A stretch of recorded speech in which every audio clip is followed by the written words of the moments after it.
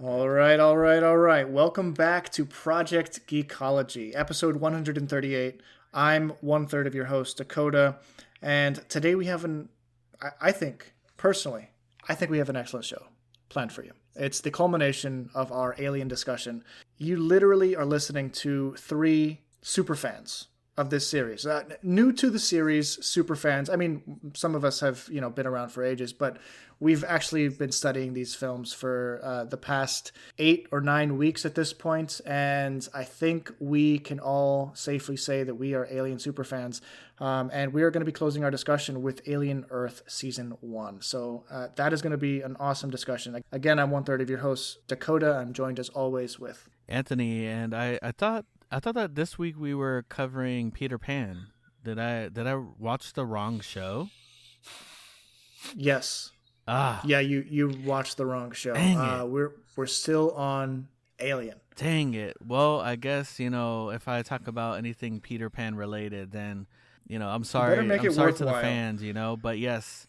And joining us as always is Rich, whose bit was stolen. I literally was like, all right, so how am I gonna jump in here? And I'm gonna say that we are talking about Peter Pan and make believe that we're not continuing the franchise that we've been talking about for weeks. And I'm not that quick on my feet, so I'm just excited to talk to you guys about Alien Earth. I'm really amped up about it.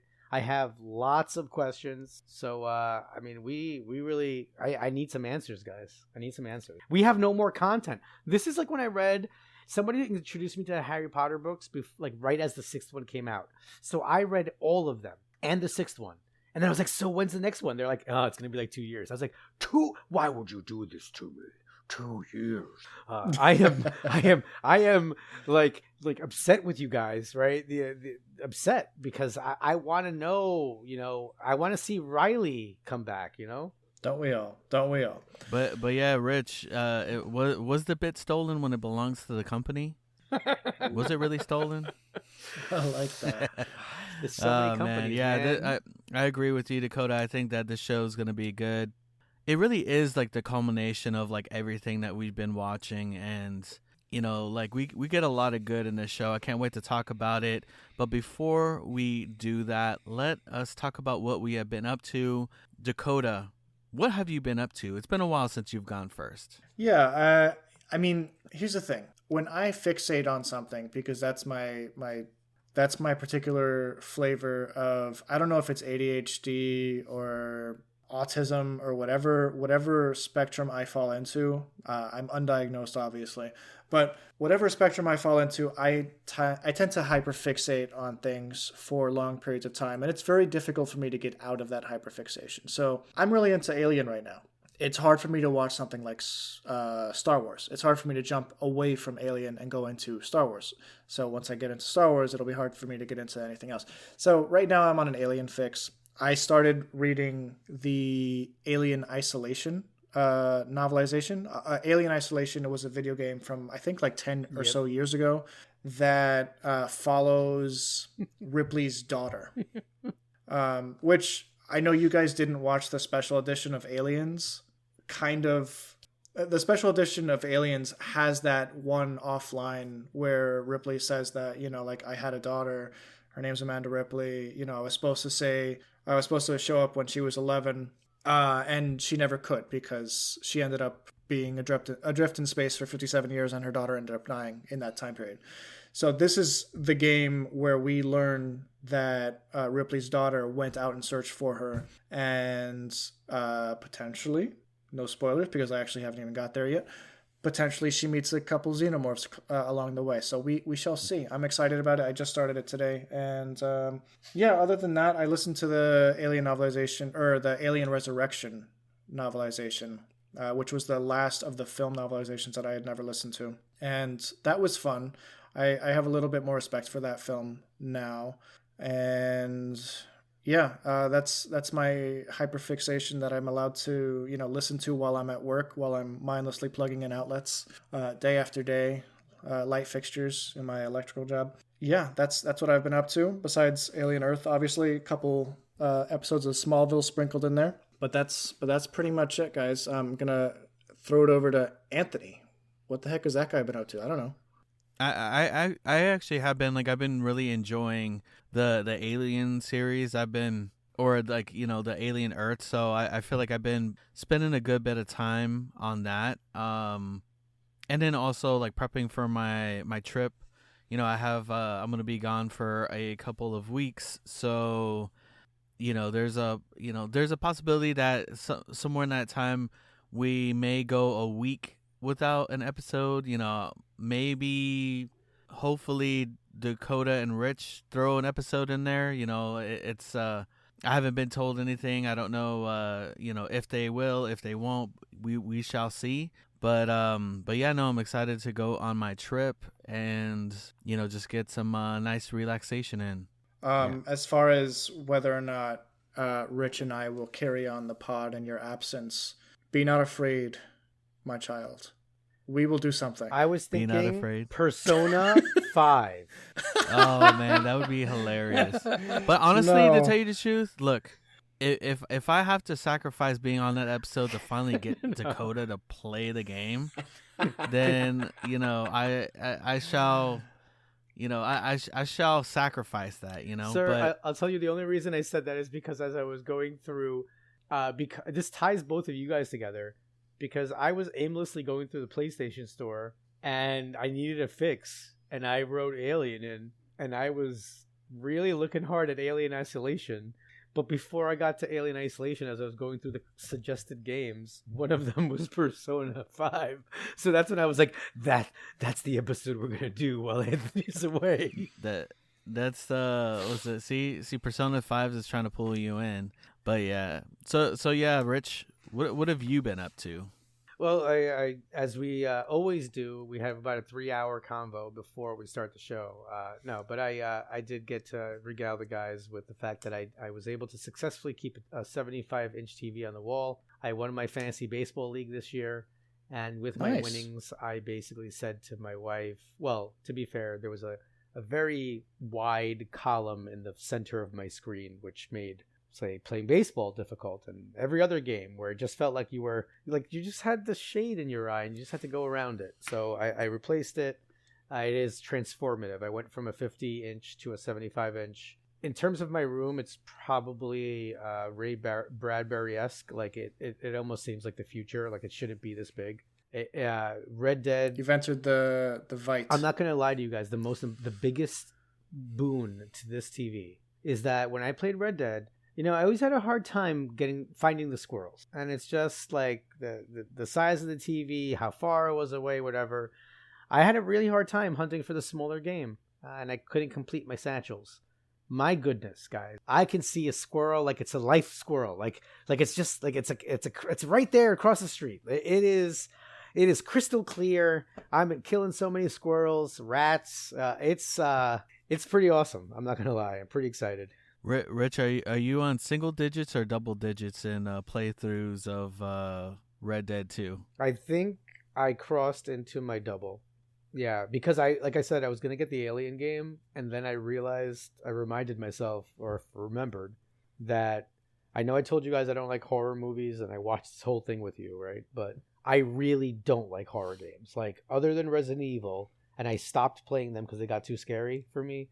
I don't like horror games. That's not what it is a horror game. Yeah, I don't want to pay, and I don't want to pay money to be like. I honestly, that's not an enjoyable. I want to hunt squirrels. Like I want to play poker for 5 hours in Strawberry, with random guys there and drink whiskey in my actual life. I don't. My gaming is not for fear. Like I can't. Understandable. I totally get it. I feel like Alien Isolation though is scarier than like the actual content that we watch though. Oh really? I mean, let's be real. Like Alien is horror light. Yeah, it's not like full on horror. Yeah. That like there's not really many jump scares. I mean there is dread, but like I don't know. Like it's not the kind of dread that makes you anxious like other horror movies do. Like Jeepers Creepers it can make you a little anxious, but not like I would say Romulus was probably like the one that had me like, when Isabella Merced's character was like behind the door, and you're like, you know, and she's like kind of looking at this thing as it's emerging. That was like, I was like, ooh. But yeah, no, Alien Isolation is definitely something that would raise the blood pressure. Okay, thank you for that. Thank you for that, because I don't want to. I don't want to. I'm content with my novelization of the game. Apparently, it's actually a very faithful novelization, and it gets into the mindset of Amanda Ripley, the character, really well. So I'm enjoying it. I've already shed a tear or two. It's actually like kind of depressing. Like I don't know, it's very depressing because like we've always seen Ripley's side of the like point of view. We know that she had a daughter at some point. We don't really ever think about how the daughter felt about her being away for 57 for her entire life. But this shows what that was like. They like do a whole flashback chapter to her just never coming back. And it's just terrible because she's like 10 years old, and yeah, it's a horrible time. But it's a good novelization so far, and I'm excited to continue it. But yeah, Rich, I'm very happy for you. I'm happy for your TV. I'm happy that it's up on the wall to your liking. Yeah, that's the most important part. I'm telling you, I told you guys I got Mario Odyssey. I threw that up there. Woo! You can wear poncho and a sombrero, like amazing. I love that game. It is a really good game. I know I'm like 12 years behind or something, but if you haven't played it and your son happened to give you a Switch 1 for no reason, Odyssey's great. It's so much fun, a good time. Man. Yeah, let me go ask my son for a Switch 1, you know? Let me do that too. Oh man, should we you have to buy them a Switch 2 to get the Switch 1 though, and the Switch 1 ironically you also bought. So like, oh man, yeah. So either way, so technically you own twice. Both. Yeah. Now I'm not ready to jump into Alien Earth. I'm ready to crash land into Alien Earth. Yeah, let's get cooking. You see what I did there? Before we get cooked. Crash land. I see what you did there. Guys, if you have not watched Alien Earth Season 1, that reference may have been lost on you. Basically, basically the ship at the beginning of this show, I think it's the USS Maginot. Yeah. Yes. Or Maginot. There's an alien breach on board. The whole crew is dead except for a cyborg who, like, you know, hides himself away inside the interior of the ship's like crash chamber or whatever, and it crashes right into planet Earth, into territory not owned by Weyland-Yutani, even though it was a Weyland-Yutani ship, and that starts the whole drama that we see in this series. And I want to start off with that, you know, like this show doesn't just show us the company. It actually doesn't really even focus on the company. The you know, Weyland-Yutani is an ever-present, you know, force in the background of this show. But we're actually shown an entirely new. We're given a lot of new lore. Actually, it basically suggests that there are 5 corporations that run the world. You know, they are rulers of the world. There are no more government structures as we know them today. But in 2120, there are 5. They call them the 5. You know, they're the 5 corporations. One of them is Weyland-Yutani. The other one is Prodigy that the show revolves around. And then Amazon and Disney, right? And Walmart. We can't forget Walmart.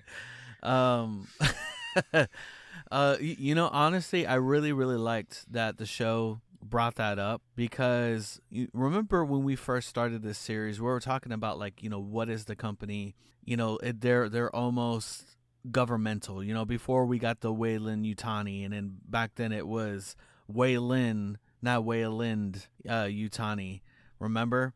And so I remember we were kind of like speculating, like, you know, what are these, what is it? It's like very governmental. And then, you know, we were kind of speculating like, well, you know, apparently there's no government around, so obviously this company is the government. And, you know, we're pretty close on the mark, because it's not just one company, it's 5 companies. But they explain how the regular government just wasn't getting the job done, but these 5 companies rose up and got the job done. So I really do like that we got that lore, that expanded lore that kind of explains why these companies have so much power.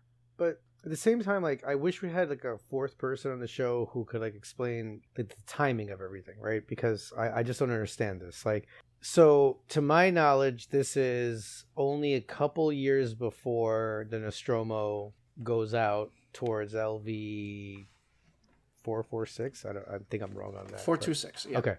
So, this is only a couple years before that, right? Yes. And to our knowledge, this entire time, I felt like,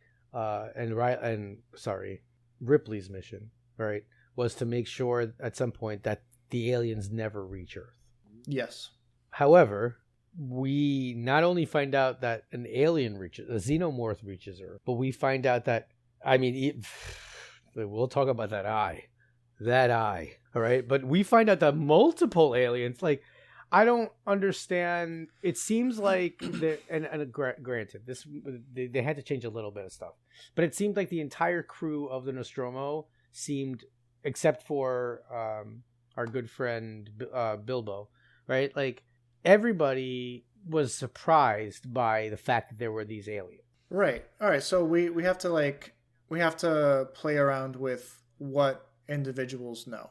Basic level employees. We understand that the big players of the world, we have Yutani and we have Kavalier, who know about the aliens' existence. These are the only two of the 5 that have extensive knowledge on what the cargo was that the Maginot was bringing back. The Maginot was bringing back cargo from their 65-year journey. So they visited several planets, picked up a couple species along the way.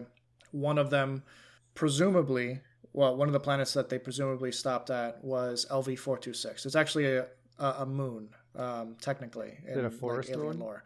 It's not a forest moon. Actually, it's very barren. But they do. We do have the cyborg character say that it was a faraway moon. So most likely that is the place that they picked up the xenomorphs. Was LV-426 prior to the Nostromo ever going there. This show does confuse some things on the timeline. I don't think that necessarily is one of them. You just have to kind of understand that the crew of the Nostromo would have absolutely no idea. So they left Earth right around the time that this show was taking place, right? They left Earth in about 2120 to go to Thetis, which was a mining colony. On their way back from Thetis, going back to Earth, they were diverted to this faraway moon called LV-426. That's where the SOS thing was happening. That they picked up the first xenomorph. But, right around the time that they were leaving Earth is when the Maginot crashed. And most likely the majority of the Earth never finds out about this alien infestation that appears on this island. As of right now, that's the case. Yeah, honestly, I feel like it's believable enough. If it was in the middle, if the aliens spread out in the middle of the city, it would be a tougher sell. But the fact that they were moved over to this island, and for the most part, dude, most of the people that witnessed the aliens died, except for and we don't know the fate of the people who still survived towards the end. But yeah, Yutani obviously wouldn't be blabbering that there were these aliens that she brought to Earth, right?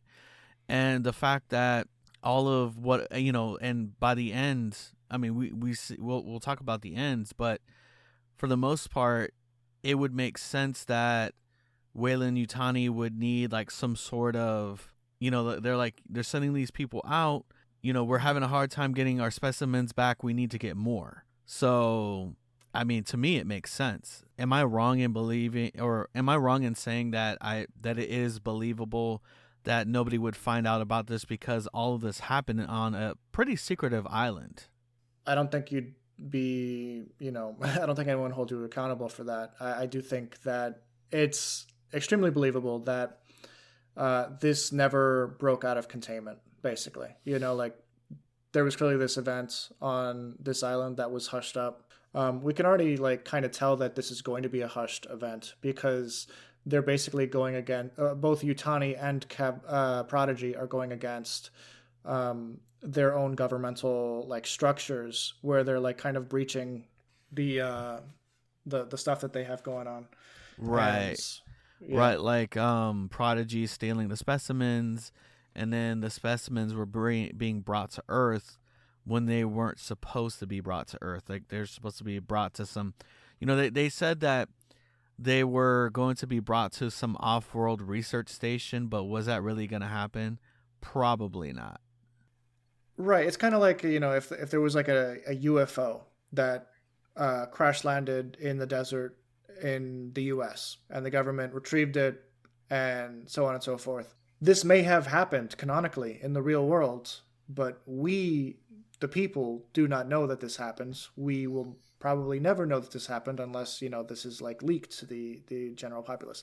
So it's one of those things, like it's need to know information, and this specifically doesn't hurt anything like Nostromo wise. Actually, I think it makes the case for the Nostromo even stronger, because up to this point, we don't know how the company knew to divert the Nostromo from their travels to LV-426. We don't know why they put Ash on board to make sure that they kept the specimens alive. Now we kind of do, because we have Yutani, who now realizes that, oh man, we need these things for our weapons division. Other companies are starting to become wise to the fact that xenomorphs exist, like Prodigy. We need to, send another ship out to get some specimens back. And this is the first one that's in that quadrant or whatever. And that's okay. That works. So now it all kind of clicks together a little bit. Yeah, then I basically needed the kind of timeline fixing. I know you're a little bit of an amateur with the timeline stuff, but I'm not very good at it, but I dabble a little. Do you bit. Have a place where any of us who are interested in the alien timeline could go check out any information? Like, can you point us in the right direction? Unfortunately, I don't have a YouTube channel named Geek Critique, where I am currently working on an 8-part video series from Alien to Alien Earth, in which I have written and recorded my second part on aliens, and I have yet to release that. But no, I don't have a channel like that. Maybe if I come up with something, we'll put it out. We'll put it down in the show notes.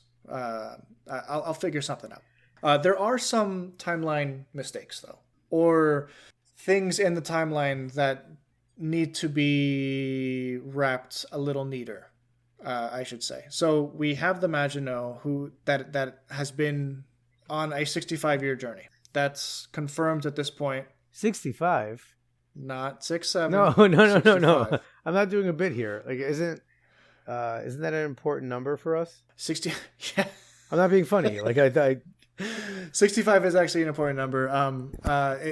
We spoke about it on a previous podcast. In the Aliens novelization by Alan Dean Foster, we find out that anything longer than 65 years in cryosleep or hypersleep, whatever you want to call it, is bad for the body. The body starts to deteriorate. But going back to Alien Earth, Weyland-Yutani did not exist as a company 65 years prior to 2120, because we found out in the 2090s in Prometheus that it was just Weyland Corporation or Weyland Industries. I forget what the name was, but so that is interesting, because that does change the potential directory going backwards with this timeline. Are they suggesting that Prometheus and Covenant are not canon?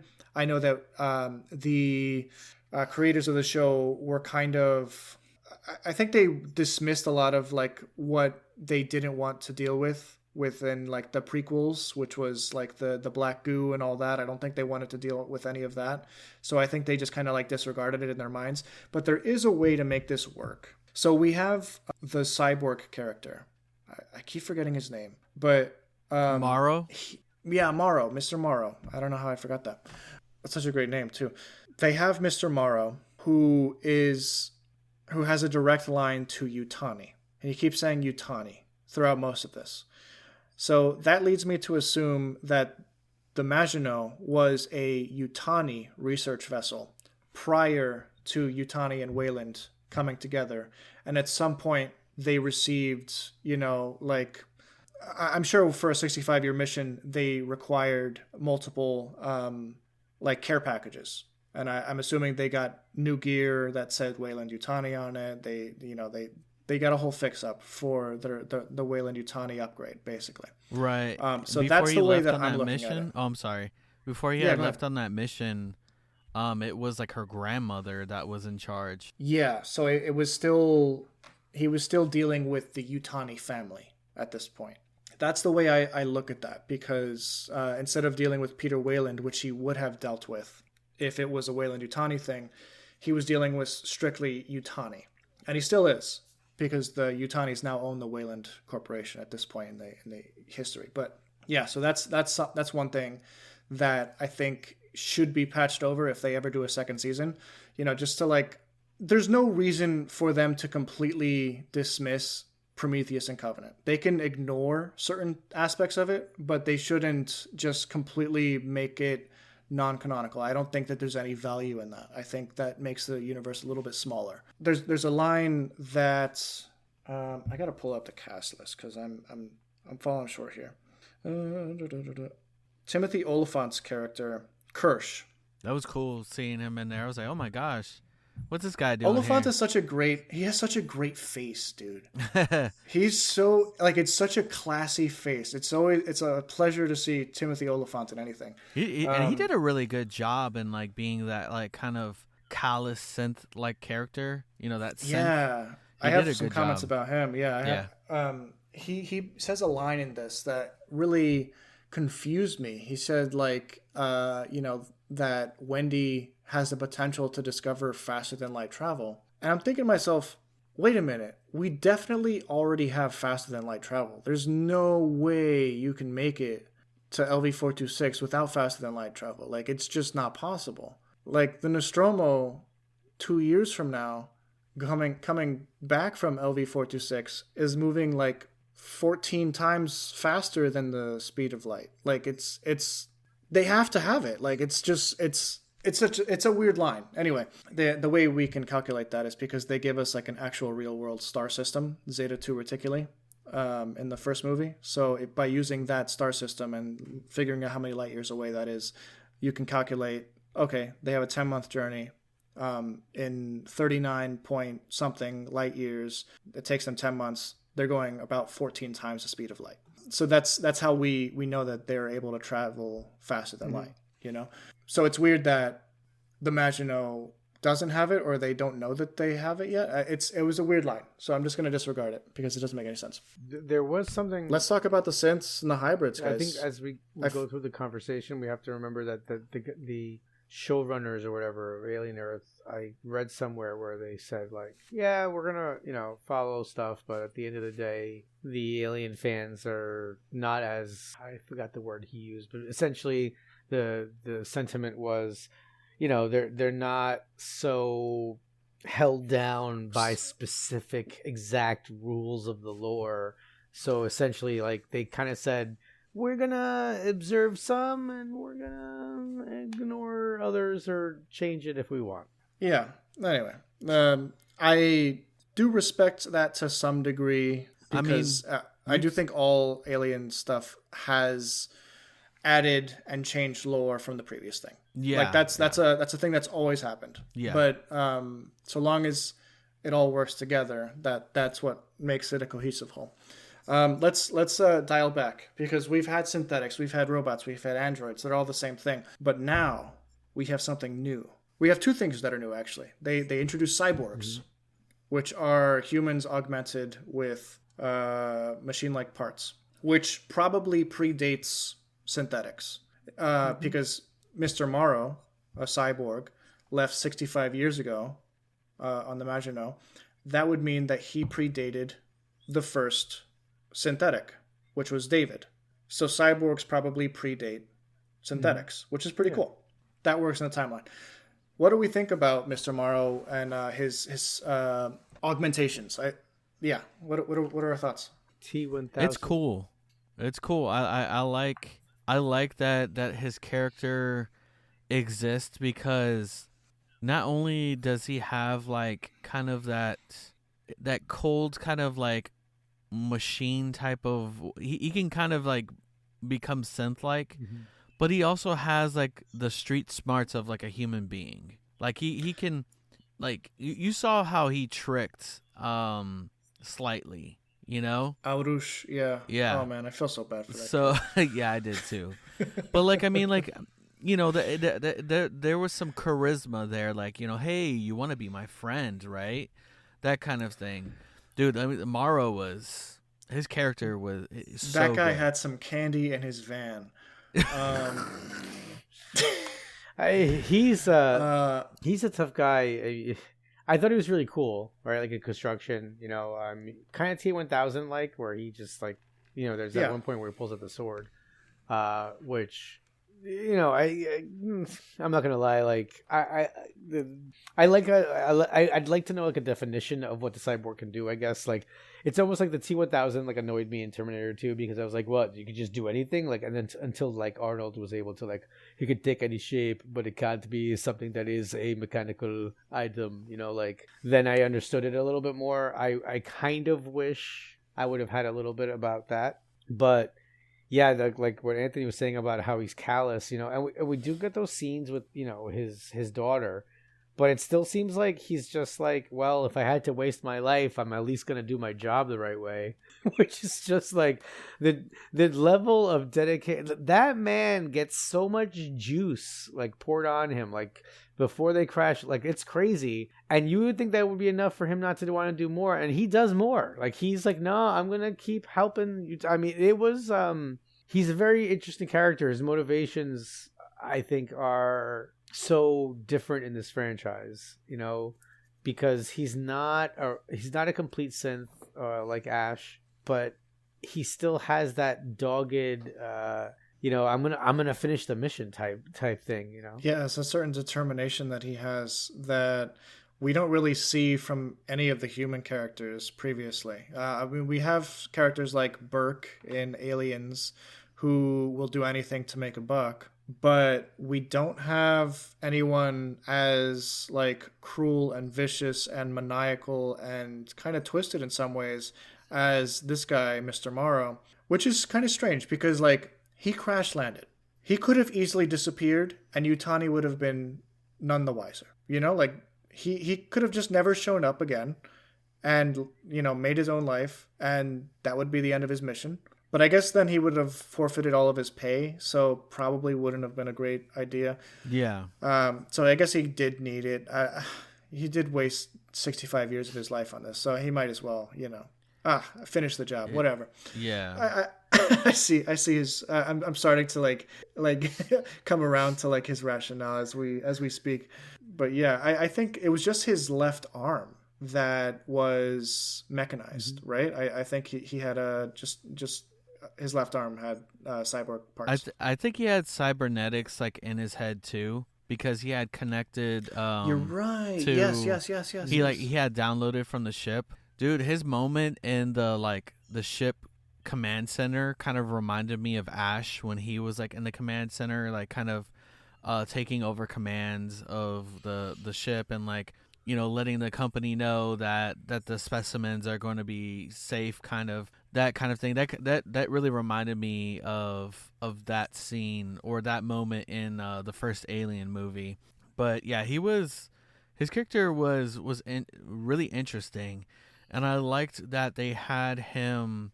I liked that they had like it was almost like a progression, you know, and it actually it shows in the beginning of the show, it talks about how humans are trying to achieve immortality, and cyborg was one of them.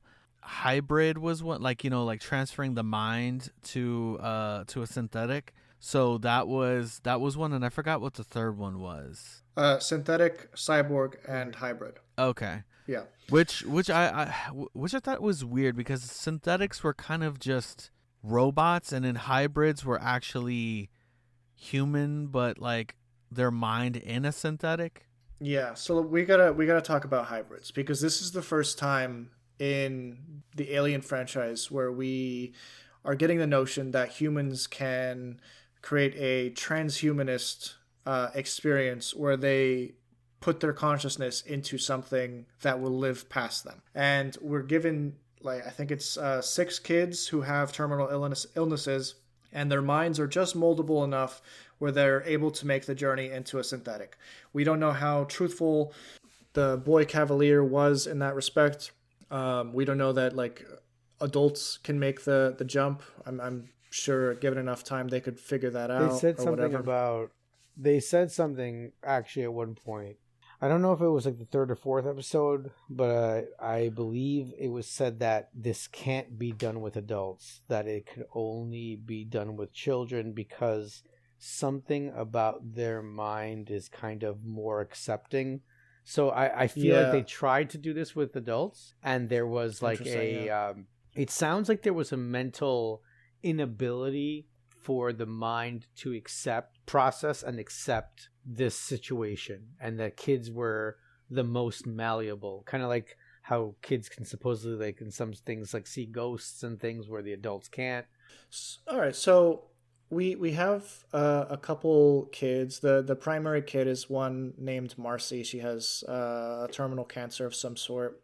She's the first of her kind, and she is led to the body of an adult synthetic that she ends up calling Wendy because she happened to be watching a clip from the Disney movie Peter Pan. And, you know, now's a good time to like bring up Peter Pan references throughout the entire show, because that seems to be the overarching theme of the entire first season is the parallels to Peter Pan. We have Boy Kavalier, the owner of the Prodigy company, who's a trillionaire, genius inventor, whatever. He's basically the boy who never grew up. He's Peter Pan. He has kidnapped children so that they can be children forever until they are no longer willing to be children, basically. And at the end of the series, we have them leave Neverland. Presumably. We don't actually see them leave Neverland. But, you know, I'm assuming that the children will leave Neverland because there's nothing there for them anymore. They're choosing to grow up or grow out of the cage that Peter has brought them in. And, you know, the actual story of Peter Pan is a children's tale, and Peter Pan's kind of like a hero-ish character, but the themes of the story are quite dark if you really get down to you know, brass tacks with it. Peter Pan does kidnap children, you know, like Peter Pan isn't a wholly good character. Like there is personal gain in whatever he does, you know, like so it's an interesting parallel, and I really liked the fact that they were reading passages from Peter Pan throughout the course of the show as the kids would go to sleep. I just thought, like, this is such a fun way to introduce these concepts narratively in an Alien series. And even like the main character, Wendy, she's basically the mother of the Lost Boys. And, you know, we've been talking about motherhood throughout the entirety of the Alien franchise. You know, that's a theme that has existed since the very first movie.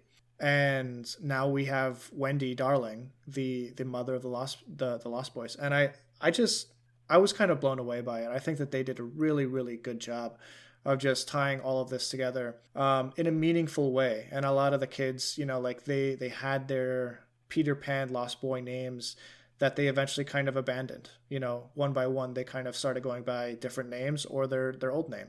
And I thought it was cool. It showed that even though they were in the bodies of synthetics, they were showing individuality, which surprised Kavalier. Which, you know, every time that Kavalier was surprised, it made me so happy, because his surprise always came at his own detriment. And yeah, what are your thoughts on the Peter Pan stuff, the hybrid synthetics, anything? Anthony, let's start with you. It's funny that he would find something like that surprising, because, like, sure, they are synthetic, but there is at least a piece of humanity that is in there with them transferring the human mind. The whole idea is to prolong a person's life by transferring their mind over. So obviously they're going to have some sort of identity to who they were, because that's their mind is pretty much where the person resides, like where the person's personality and everything about them is in the mind, so that really shouldn't have come to a surprise. But yeah, and yeah, he would have surprises like with like the eyeball alien and some of the other aliens that and yeah, it just ends up kind of biting him in the butt in the end. But he almost kind of I will say that with how immature he could be, he kind of took the ending like a man. Like it's just like I've been outplayed pretty much. Because you saw his reaction in the end, right? Like it wasn't he wasn't pissed off. He was just like, "Well, I got played." Yeah, it was almost like he lost a game, But he thought this was an effing interesting conversation, Like he finally got his interesting conversation at the end. Rich, what are your thoughts on this whole thing? All right. Well, first of all, dime store Timothy Chalamet over here. Timothy Chalamet. Right. When he walked into the meeting with Yutani and my man, listen, I don't care what the future is like. All right. At least wear Crocs. Like, what are you doing? What are you doing walking around barefoot? Like, it adds to his, I don't know if we can use this word. I don't know. Douchiness? Like, I greatly despise him altogether. He is horribly obnoxious, curious to the point of danger, just like a scientist with no morals, but not even a scientist, just literally like a child almost with these fanciful ideas. And then it's weird because he's so childlike, but he has no compassion at all for what I will call his creations, right? He just sees them as a means to an end. And I thought that, I don't know why I noticed this. I told you the other day, but the actress who plays like the mom of all the hybrids, she was the she was like in the Mummers farce in Game of Thrones, and I always thought she was like so good in that little scene where Arya tries to kill her. And here, damn near 15 years or so since she was there, I thought she did a great job here. It was very convincing. I thought her acting was great throughout. As you get towards the end, you could see how she's getting more and more disheveled. I felt like she really cared for these children. As weird as that sounds, like I bought it. Like she, whether it's true or not, like she felt like they were her kids. And I was convinced of that. Yeah. You're talking about Essie Davis is the actress's name. She played Dame Sylvia in this series. Yeah, she did a fantastic job. One of the like really interesting things that I don't think they were really expecting. I don't think Dollar Store Timothy Chalamet was expecting the rebellion of the synthetics. He thought that, like, this was a gift that I'm giving you. I'm giving you life, like you repay it by staying on the island forever and doing my will. But their individuality came at a cost. They did not have the minds of the synths. They did not have the programming of the synths. They were still children, but you gave them the bodies of superhuman, like they could jump higher, take a lot stronger hits. They were a lot stronger. And that became a very terrifying thing for a lot of people, including Dame Sylvia, when one of the girls Skib claimed that she was Nibs claims that she was pregnant. And that was a terrifying scene because it's just like, what does this mean? Like, this is like such strange psychological behavior. And, you do see this in kids that have like post-traumatic stress. Like that is a thing that like some kids do or start suggesting when they have a mental break, and that clearly is still a possibility with the synthetic bodies. They can still have those mental breaks. And it was terrifying when, she almost killed Dame Sylvia right then and there. Even though I do think that Dame Sylvia and her husband Arthur cared to some degree for the livelihoods. Well, I think Arthur definitely cared for the children. The wife was more the eager scientists willing to, like push the boundaries of science. Yeah. Yeah. Sorry, I don't want to talk too much, but I do want to talk a little bit about like Mr. Morrow and Slightly and his connection with Slightly. I think that is a really, I don't know if it's a strong point of the show, but it's definitely a tense point of the series. Like you have this looming threat of Mr. Morrow potentially killing his real world parents if he doesn't get his xenomorph to pop up, basically. Like if he doesn't kill a human host. What are our thoughts on this whole interaction with Mr. Morrow and Slightly and all them? Anthony? It was pretty tense. I think that was kind of like the turning point in the show, and you really started to see the cracks were starting to get wider, in like the whole hybrid, because now you have this child that has kind of a lot of power, right? And they're able to kind of like do whatever they want. And honestly, like you guys were talking about how Arthur was caring for the kids, like I kind of felt bad for his fate in this whole situation between Slightly and Morrow. He becomes the guinea pig. That scene where like they're on the beach and he can tell that the children are lying, and he's just like, kids need to learn how to lie, and I know that you guys are lying. Let's go back. I forgive you. Like we're gonna work this out. I felt so bad for him because you knew right then and there this guy was gonna die, and I was just like, ugh, this poor guy. The one person that this genuinely does not deserve to happen to on this series is the guy that's gonna get it. Oh man, that really tore me apart, that scene. Rich, what are your thoughts on the whole Slightly Morrow Arthur conundrum? Well, there's just a couple. So obviously it was kind of upsetting to watch the way it was rolling out and the way he was being blackmailed. There were just a couple of things I thought were a little too neat about kind of all that, like just the idea that he wouldn't tell anybody at all was a little bit like off. I thought that, what is the guy, Timmy Oliphant, him trusting Isaac to take care of the specimens was just a very non-synthetic solution to a problem, right? Like, we have to talk about his character next, yeah, because like there's something weird going on with like a lot of, okay, so for example, right, if he doesn't trust Isaac, then Slightly essentially doesn't get the opportunity to follow through on a plan that I thought was ambitious on the side, as a part of the, like, I know the cyborg was blackmailing him, right?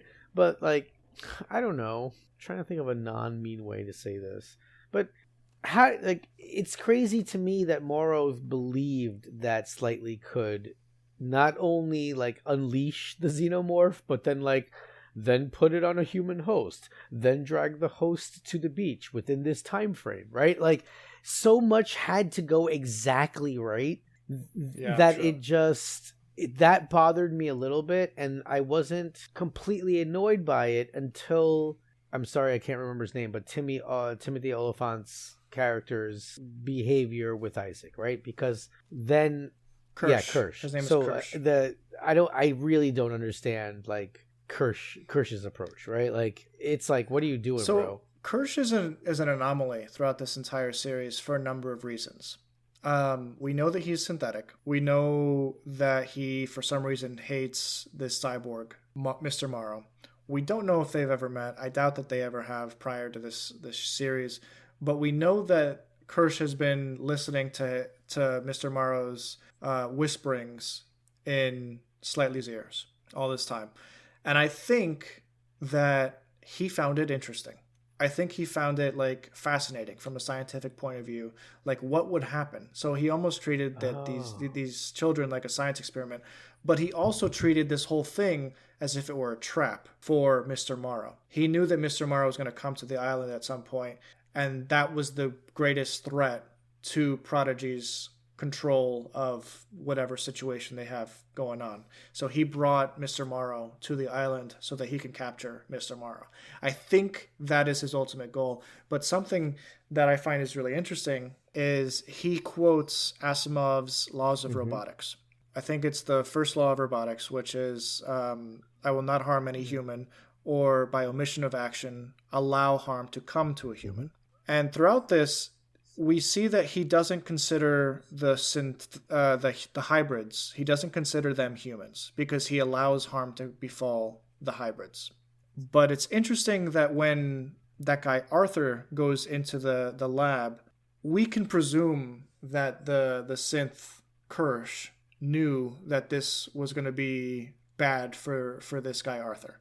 But he chose not to tell Kavalier in that moment when Kavalier asked, is everything all right? He chose to omit anything from him. So like he no longer was following the laws of robotics.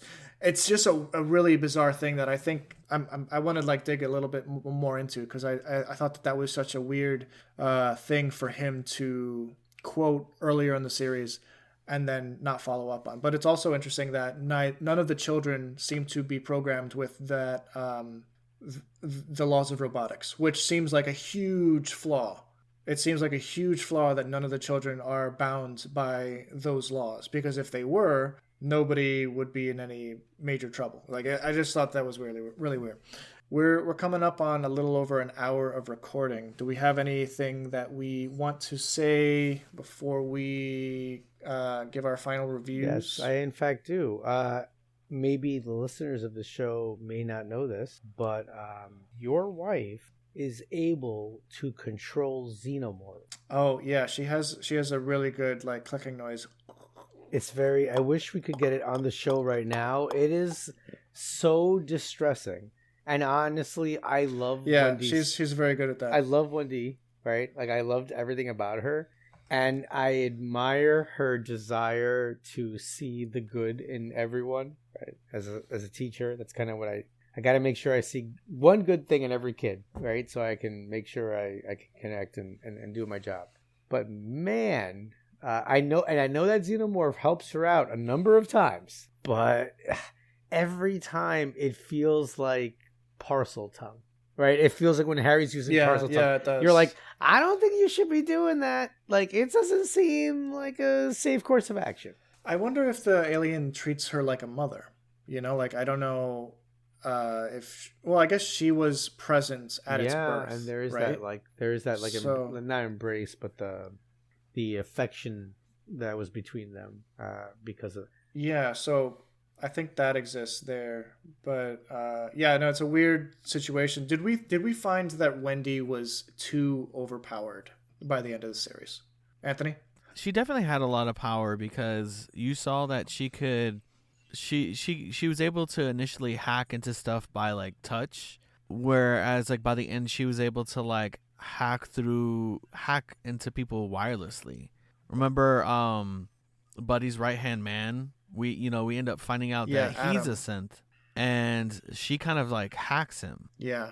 I didn't like that scene because he's an object in motion, and it would stay in motion even if you stop the programming. You know, like it would just kind of clatter to the ground. It seemed almost like the Force, where like Kylo Ren would stop an object in midair. I didn't like that. I feel like that should have like been handled differently. She should have just said stop, and like he kind of like toppled over or something like that. That I would have preferred something like that. And I do think that she's probably a little too overpowered, because she could be like in her cell in the center of this like complex, and like an alien on the other side of the island would be able to hear her like. But nice. Yeah, it's just it's a weird thing. I do like that she's connected to the alien, though. I think that's interesting. Sorry, what are you saying? As you make that sound, it reminds me of something that I usually see after I hear that sound, and that's juice. And it kind of reminds me, and hopefully everyone who's still listening to us, right, that we need you guys to go ahead and leave us a 5-star super juicy review. I mean, we have dedicated the last 2 months of our lives to this to the company. I mean, I think we deserve to the company. Not just 1 share, not 2 shares, not 3 shares, not 4 shares, but 5 juicy shares in your reviews. I love it.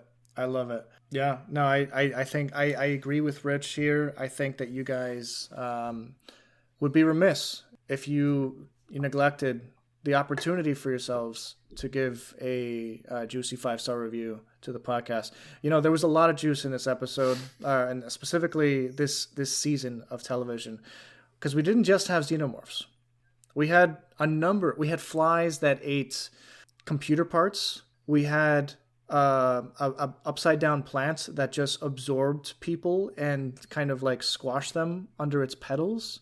And most importantly of all, we had the orchestrator of all evil, the Eye. He's just known as the Eye. And it's just like this sentient eye that becomes a parasite that inhabits living and dead bodies to do their will. It's such a fascinating character. I wish. There's only one thing I wish. Why couldn't it talk? Like, when it took over a human, I wanted it so badly to speak. And when it finally took over Arthur at the end, right? That I was Arthur. pretty jazzed up. But there was, when it did take over that one older gentleman, I wanted it to be like, the way it attacked we've never seen this kind of it was just using a human body to try to bite through to bite through the xenomorph's exoskeleton. Like, it was intense. Crazy. It was so wild. It was such a wild scene. Anthony, what are your thoughts on the Eye? I thought that the Eye was low key, kind of like an anti-hero. Yeah. Well, yeah, he was kind of like, he was moving the plot along. Yeah. What did you think? What did you think when it was able to like do like the digits for pi? Oh yeah, that was crazy, and it definitely showed some high intelligence. You could tell that the Eye it's definitely an enemy to the xenomorph. Like, you can tell, because like you've seen it attack the xenomorph. Yeah. As something. I think it was messed up. What they did to Isaac. Well, I forgot what his Lost Boy name was. I do too. Yeah. But I thought it was interesting that they had other alien life forms there. Toodles. Yeah. Say that again, Anthony. I'm sorry. I think that that's really cool that they had other alien life forms there too. Like, where the focal point is definitely the xenomorph and like this eye creature, but there's some other ones that, like the ones that fed on only minerals. Like, that was like a really sucky death for Isaac. He got melted, man. Yeah, that Eye dude causing trouble left and right. Oh man, how did we like the resolution of everything? Where Kavalier, Kirsh, Morrow, all these guys are locked up at the end of this. And Wendy and her gang of lost boys, as well as 2 xenomorphs and Wendy's biological brother, get to walk free. What are our thoughts on the resolution there? I will physically assault somebody if I do not get a second season. You guys have locked me in, and now I'm so angry that the content is gone. I need more. I need to see, man. I want to see Ripley so badly, like in the next season, like just a cameo, just something. You just want some keys jangled in front of like your they're face. just watching like TV, and then like Freakier Friday comes on, something, just like a little bit of Ripley. But this just ends. Season 2 is it's canceled. It's not coming out. It's breaking news right now. I'm reading it. I'm sorry, man. We would need to make like fanfic movies about it. Like, you know what, Dakota? I know you're a big fan of it. Let's just use like ChatGPT to make the next season.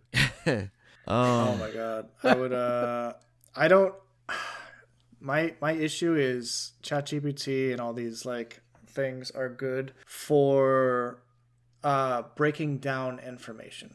But in terms of narrative, I've found that everything that like AI has been able to, even with prompts, like even if you're telling this like AI to now write about this, now explain this, now do this, AI has a problem where it always feels hollow and it always feels like it's trying to please you, and it doesn't ever try to give you anything of substance. And that's my biggest problem. I don't know why you're with talking about anything Force AI, Awakens in that created. way, but I still think it gives me a lot of substance. I love Force Awakens. It's a top 3 MCU Wait, movie so for me. if Guys, AI, last question, Anthony, if AI wrote the next Aliens project, would it be better than Alien Resurrection? Dude, I'm pretty sure that I could go to like a first grader and tell them to write me a story about aliens and it would come out way better. Like it just would. Okay? It just one thing that I will say with Resurrection is that having read the novelization, I understand it a lot more in terms of like the character motives and everything. It does have a silly, corny plot, but like the actual substance that I think was intended in the Joss Whedon script is a lot more substantial than what we received on the film. But anyway, all right, I think we before are I digressing. forget, you guys are making me forget. You guys are making me. I'm about to forget. Oh, don't forget. Okay, so we're on the topic of Alien Resurrection. Winona Ryder's character was created by sense, right? I feel like this is the beginning of that. I feel like these are the sense that really like take over. They're the human like minded sense. So I feel like they're gonna be the ones that start off the sense making sense. I like it. I like the theory, and I'm gonna roll with it. R.I.P. R.I.P. Ripley. I'm gonna say that I put The Force Awakens just under Quantumania. I can't argue with that. I actually can't.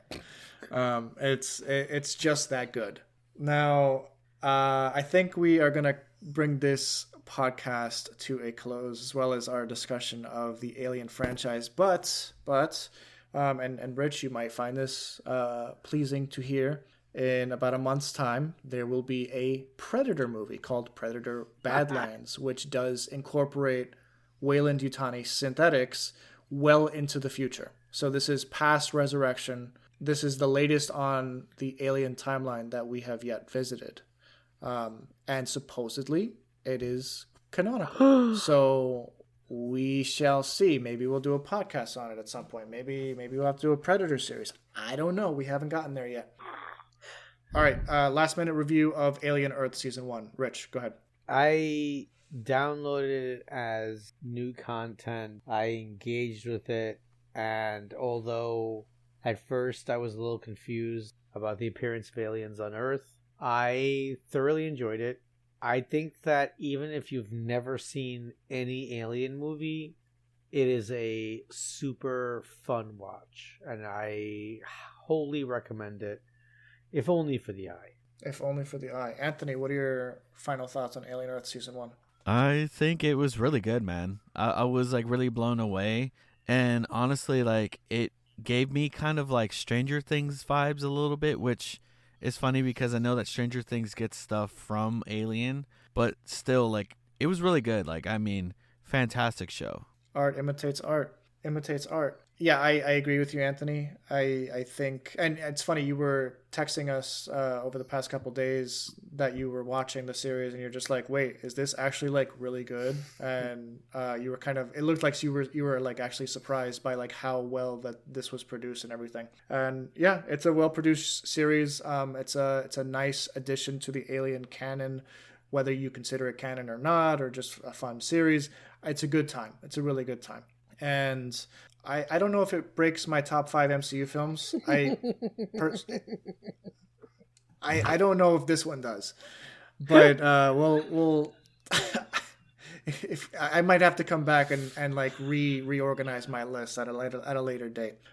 Rich, you and I are the only ones on the podcast for the next couple of weeks. Anthony will be away in the faraway land of LV42 Tennessee, and I gave you the option, or no, I didn't really give you the option, but I offered the opportunity to watch the Avatar movies. I know that we covered The Way of Water a couple of years ago on the podcast, but you've never seen either Avatar movie. Would you be interested in doing an Avatar movie for the first week and a Way of Water recap episode for the second week? I am totally in. I would just need maybe a couple of bottles of, let's just say, things procured in a abnormal fashion, sir. Got it. And Anthony, this is in reference to the fact that I'm working at a location where there is a warehouse full of liquor that was abandoned, and I picked up a couple cases of wine and other strange liqueurs. Like, I thought he was wanting you to like, bootleg alcohol. He wants you to make he wants you to make alcohol in the moonlight. I basically did. While I was working, I grabbed like 10 cases of like white wine and rosé and Tattoo Tony's raspberry iced tea hard liqueur. I'm very excited. I know he's very excited. Yeah, I'll give you a case or two. And you'll get to see Ripley again if you decide to watch Avatar next week. I'm such a huge fan of Riley. I'm so looking forward to it. Oh yeah, guys, thank you so much. Oh, I did see her in a movie, The Gorge. Oh yeah, you were saying that you were watching a Apple TV series called The Gorge, or is it a movie? Is it a series? It's a movie. With on Apple TV. Anya Taylor-Joy and Miles Teller. There we go, guys. Thank you again for listening to us here for our 138th episode of Project Geekology. Again, please be sure to give us a juicy 5-star review if you haven't already. Please be sure to check into the show notes for any and all socials that you care to follow us on. And stay juicy, my friends. Juicy. The Wolverine. I've finished computing. This is the end.